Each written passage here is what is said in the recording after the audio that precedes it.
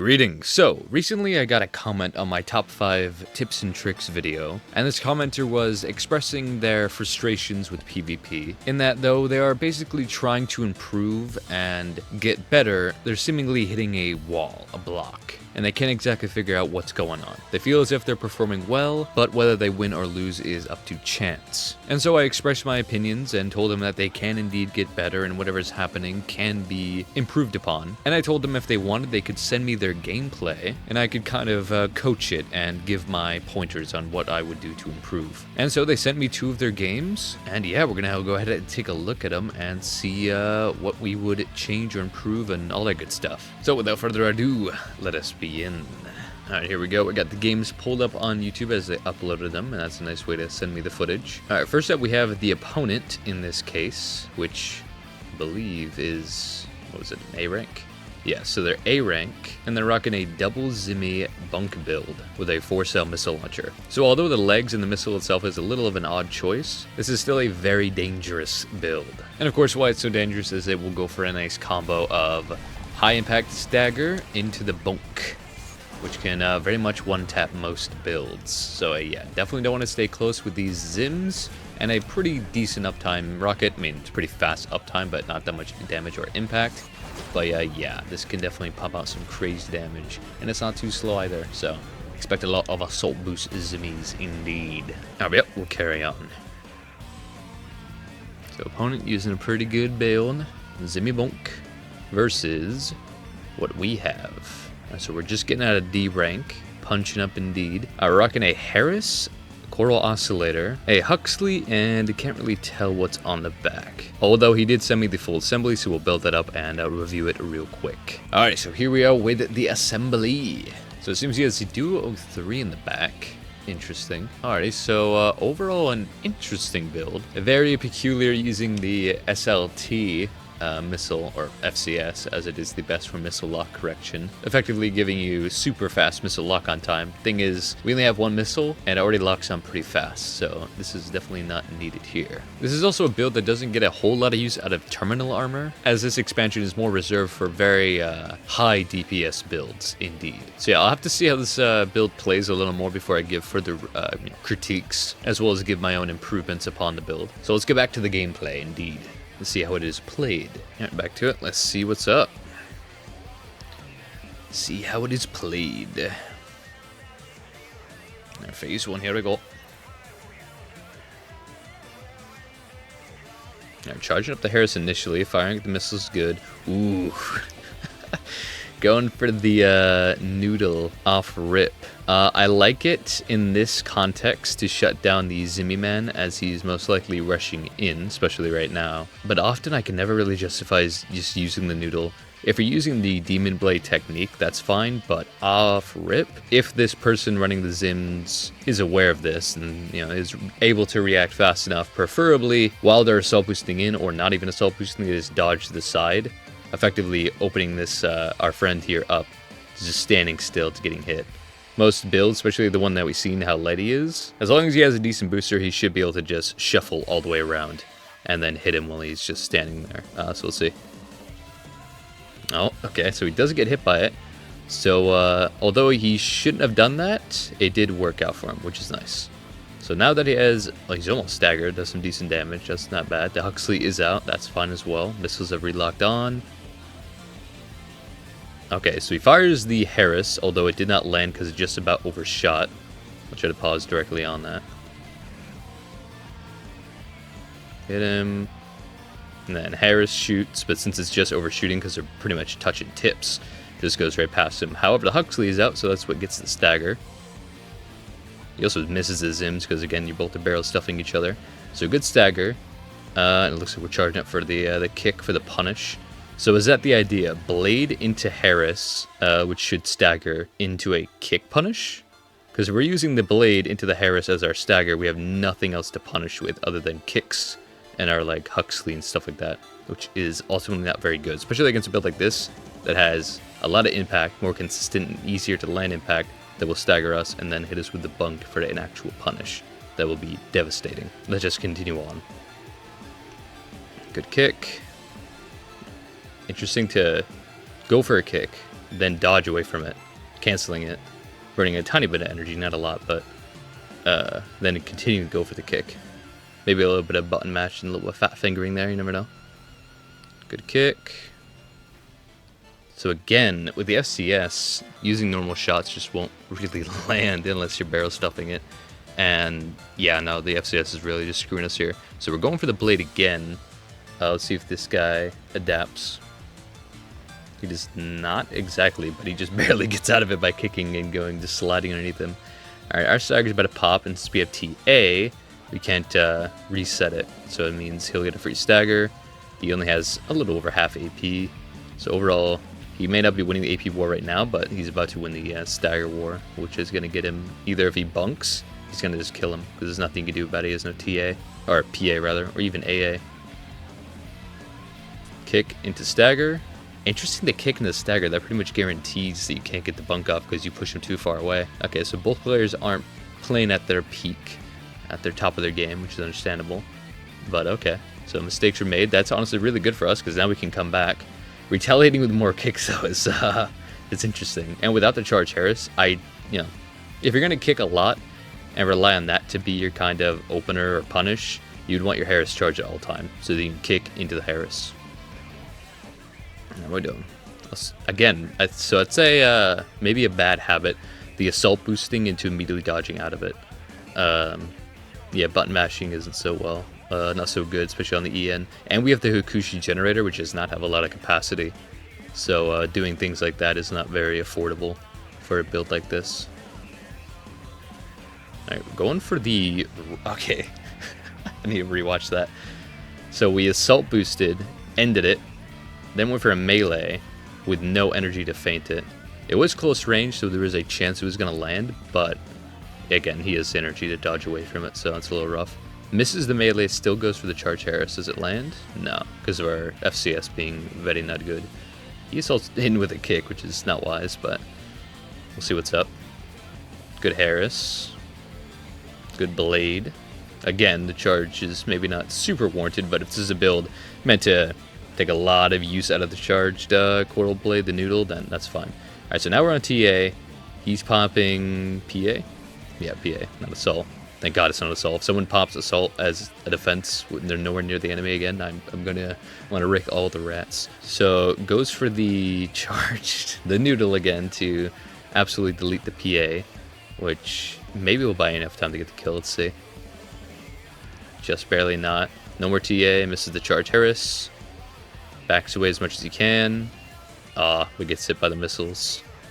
Okay. So ultimately, I think this fight is won and lost in the garage. The AC we're using is not very optimized against a pretty close to fully optimized double Zim bunk build. The enemy was not playing the best they could have, using a lot of unnecessary kicks, staggering with a kick. Ultimately, movement on both sides wasn't peak. Attack usages weren't entirely planned out, but yeah, we'll see how it goes into the next round. Alright, here we go again. Charging up Harris off rip. I imagine we'll see Noodle. Yep, missiles are out. Good Noodle. Yeah, again, he has every chance, honestly, to, while assault boosting, just dodge, keep assault boost dodging to the side around the Noodle. And then you're completely good to get a nice double Zim assault. And you would immediately win the stagger war. I mean, technically both are pretty even Stevens now, but...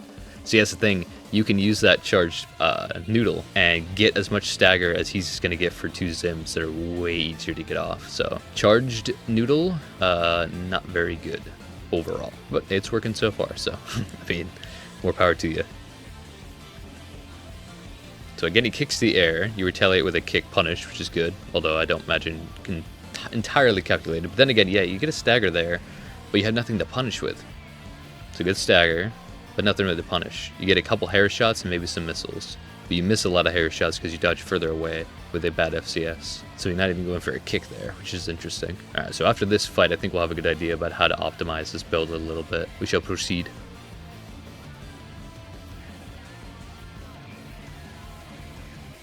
Oof, rough. Yeah, there's the hunk.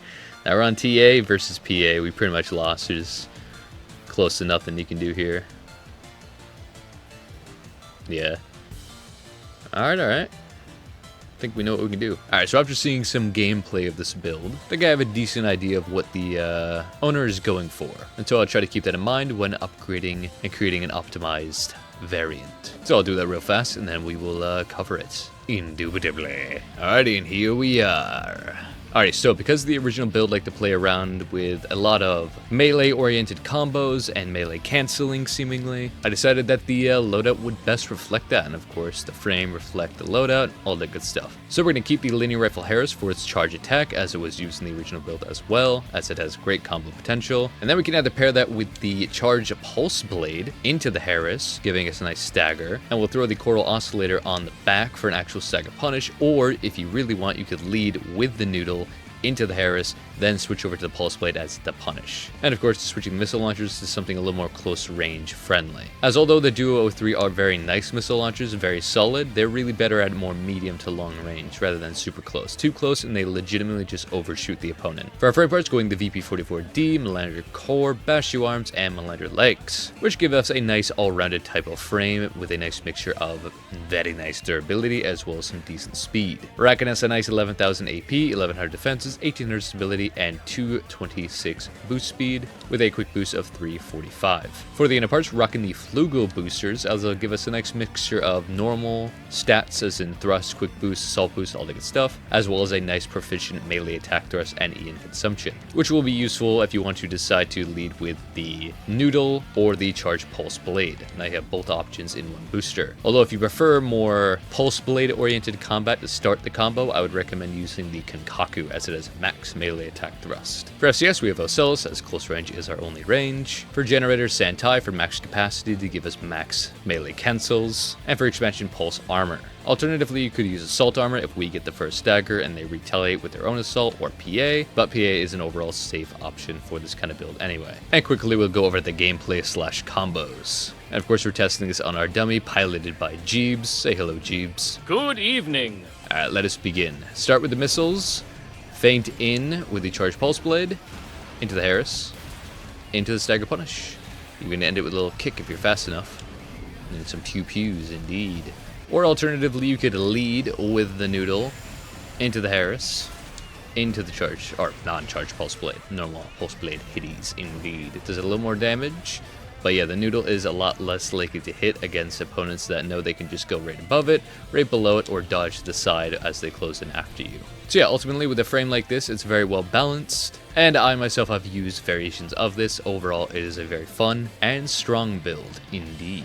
So I'd recommend playing with a variation of this if you want to continue this type of play style. But with all that out of the way, onto the second game to review. Alright, this is the second video uploaded for it. Same build he's using, although up against another build, although I didn't get to see it in the intro, because this is the second round, he's already lost one. And from what I know, this is a custom lobby, so it's not actually in ranked. This is just some example footage of what he kind of goes up against, or how he performs it naturally, so that's what we're critiquing. Also, I'd like to mention that I do know that a lot of the critiques that I give are easier said than done, and in the moment weren't thought about. I do completely understand that. This is just retrospective type of gameplay. I'd critique my own the same way, and I probably do a lot. So with that out of the way, let us begin. So same build as last time. Alright, so I do want to see what we're fighting. Alright, so vertical plasma missiles. These look like normal plasma missiles. So 2 plasmas in the back. Is it Knockryer frame?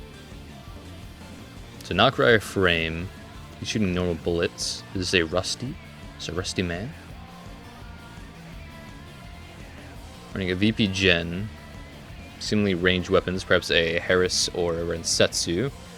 Alright, well damn, yeah, okay. Oh, so he's a Harris. Okay. Is that a Huxley or is that just plasma? Either way. Popping probably PA. Alright, so he actually dodged back into the Coral Blade there. So it comes out and he dodges towards it. Probably with the muscle memory of like souls and stuff like that, where you have iframes. I do it all the time. So overall, just a misplay on his side. And especially with Knockryer, he totally could have boosted it all the way around you or jumped above it for sure. But anyway, happens, misplays. Pops PA, which is a smart play. Just got staggered, doesn't want to take a more direct hit. Our stagger's not looking so hot. Okay, so, no, that was weird. Let's get that instant replay. So, we just feinted one melee. Feinted another melee, got staggered, and we have no EN. So either we're seeing some fat fingering or it's just some panicking. So that itself can definitely be improved upon. And it should be mentioned, when melee canceling with the Coral Oscillator, you don't need to feint really early. In fact, that is a quite generous type of animation time. As we go, we swing, we just in the swing too, the ending swing, we can still feint out of it. So you get a lot of mileage out of this, which is super nice. Now we spec to it. Alright, so we've been staggered, we don't PA, so we can't not take any more extra damage. Assault boosting in, that's one thing as well. If you had assault boosted in and just press the jump button, I don't know if you're on PlayStation, Xbox, or PC, but if you assault boost in and just press the jump button, you'll exit your assault boost without actually burning a lot of energy or launching past the target. If you press A or jump right now, you'll be right in his face, losing pretty much no energy and keeping some decent momentum, which is definitely needed here, as although you can assault boost to him, he playing the more kitish build is going to be playing it much better, the in-game, the close range game. Once you assault boost up to him, he's just going to go up and above you and probably dodge past you, kind of jousting you, since you're just going to go right past him because you're not going to stop fast enough. And run past or go over, he's completely over you. 90 meters away. We have a bad FCS. This is most likely not going to land if he dodges. Yeah, didn't even need to dodge, honestly, just didn't hit. And our Huxley is a close range orbit, so a lot of these bullets are just going to miss, especially on such a fast frame, just moving away. So right now the AP discrepancy is rough, and we're losing the stagger war right now.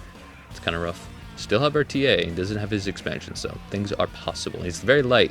Catch him in one good stagger and a good punish, even with just a kick, it should do a lot of damage. So we'll see.